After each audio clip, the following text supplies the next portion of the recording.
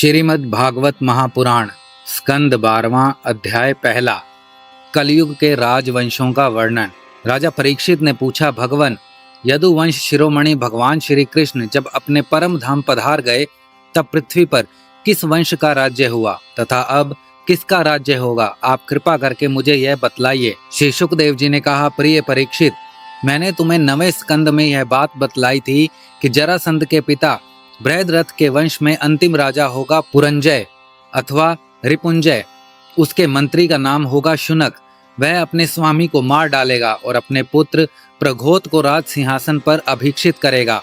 प्रघोत का पुत्र होगा पालक, पालक का विशाखयूप, विशाखयूप का राजक और राजक का पुत्र होगा नंदीवर्धन।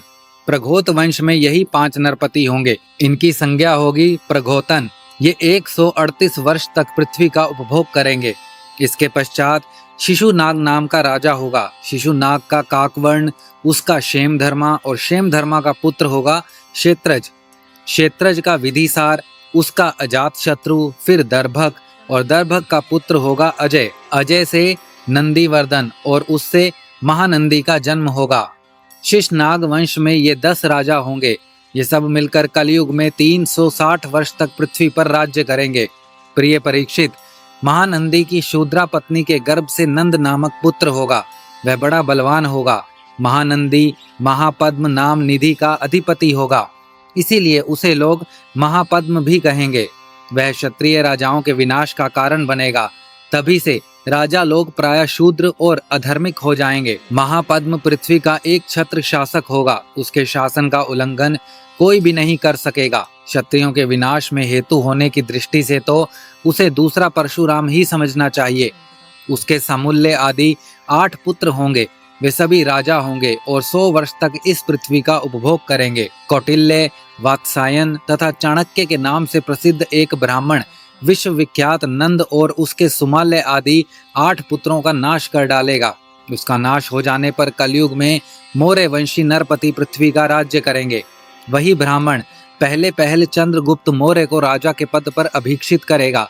चंद्रगुप्त का पुत्र होगा वारिसार और वारिसार का अशोकवर्धन। अशोकवर्धन का पुत्र होगा सुयश, सुयश का संगत, संगत का शालीशुक और शालीशुक का सोम शर्मा, सोम शर्मा का शतधन्वा, शतधन्वा का पुत्र होगा बृहद्रथ। कुरु वंश विभूषण परीक्षित, मौर्य वंश के ये 10 नरपति कलयुग में 137 वर्ष तक पृथ्वी का उपभोग करेंगे। बृहद्रथ का सेनापति होगा पुण्यमित्र, पुष्यमित्र शुंग। वह अपने स्वामी को मारकर स्वयं राजा बन बैठेगा। पुष्यमित्र का अग्निमित्र और अग्निमित्र का सुज्येष्ठ होगा। सुज्येष्ठ का वसुमित्र, वसुमित्र का भद्रक और भद्रक का पुलिंद, पुलिंद का घोष और घोष का पुत्र होगा वज्रमित्र। वज्रमित्र का भागवत और भागवत का पुत्र होगा देवभूति। शुंग वंश के 10 नरपति 112 वर्ष तक पृथ्वी का पालन करेंगे। परीक्षित, शुंग वंशी नरपतियों का राज्यकाल समाप्त होने पर यह पृथ्वी कणम वंशी नरपतियों के हाथ में चली जाएगी। कणम वंशी नरपति अपने पूर्ववर्ती राजाओं की अपेक्षा कम गुण वाले होंगे। शंगु वंश का अंतिम नरपति देवभूति बड़ा ही लंपट होगा। उसे उसका मंत्री कणम वंशी वसुदेव मार डालेगा और अपने बुद्धि बल से स्वयं राज्य करेगा। वसुदेव का पुत्र होगा भूमित्र, भूमित्र का नारायण, नारायण का सुशर्मा, सुशर्मा बड़ा यशस्वी होगा। कणम वंश के ये 4 नरपति कणवायन कहलाएंगे और कलयुग में 335 वर्ष तक पृथ्वी का उपभोग करेंगे। प्रिय परीक्षित, कणम वंशी सुशर्मा का शूद्र सेवक होगा बलि। वह आंध्र जाति का एवं बड़ा दुष्ट होगा। वह सुशर्मा को मारकर कुछ समय तक पृथ्वी का राज्य करेगा। इसके बाद उसका बड़ा भाई कृष्ण राजा होगा। कृष्ण का पुत्र श्री शांत कर्ण और उसका पौर्णमास होगा। पौर्णमास का लंबोदर, लंबोदर का पुत्र चिबलिक होगा। चिबलक का मेघस्वाति, मेघस्वाति का अटमान, अटमान का अनिष्टकर्मा, अनिष्टकर्मा का हलय, हलय का तलक, तलक का पुरीश भीरु, पुरीश भीरु का पुत्र होगा राजा सुनंदन। परीक्षित, सुनंदन का पुत्र होगा चकोर। चकोर के 8 पुत्र होंगे जो सभी बहु कहलाएंगे। इनमें सबसे छोटे का नाम होगा शिवस्वाति। वह बड़ा वीर होगा और शत्रुओं का दमन करेगा। शिवस्वाति का गोमती पत्र और उसका पुत्र होगा पुरीमान। पुरीमान का मेदशिरा, मेदशिरा का शिवस्कंद, शिवस्कंद का यज्ञश्री, यज्ञश्री का विजय और विजय के 2 पुत्र होंगे चंद्रविज्ञ और लोमधी। परीक्षित, ये 30 राजा 456 वर्ष तक पृथ्वी का राज्य भोगेंगे। परीक्षित, इसके पश्चात आव्रभृति नगरी के 7 अभीर, 10 गर्द भी और 16 कंक पृथ्वी का राज्य करेंगे। ये सब के सब बड़े लोभी होंगे। इनके बाद 8 यवन और 14 तुर्क राज्य करेंगे। इसके बाद 10 गरुड़ और 11 मोन नरपति होंगे। मोनों के अतिरिक्त ये सब 1099 वर्ष तक पृथ्वी का उपभोग करेंगे तथा 11 मोन नरपति 300 वर्ष तक पृथ्वी का शासन करेंगे। जब उनका राज्यकाल समाप्त हो जाएगा तब किली किला नाम की नगरी में भूतनंद नाम का राजा होगा। भूतनंद का वंगिरी, वंगिरी का भाई शिशुनंदी तथा यशोनंदी और प्रवृरक ये 106 वर्ष तक राज्य करेंगे। इनके 13 पुत्र होंगे और वे सब के सब बहरीक कहलाएंगे।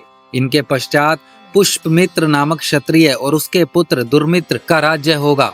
परीक्षित, बहरीक वंशी नरपति एक साथ ही विभिन्न प्रदेशों में राज्य करेंगे। उनमें 7 आंध्र देश तथा 7 ही कौशल देश की अधिपति होंगे।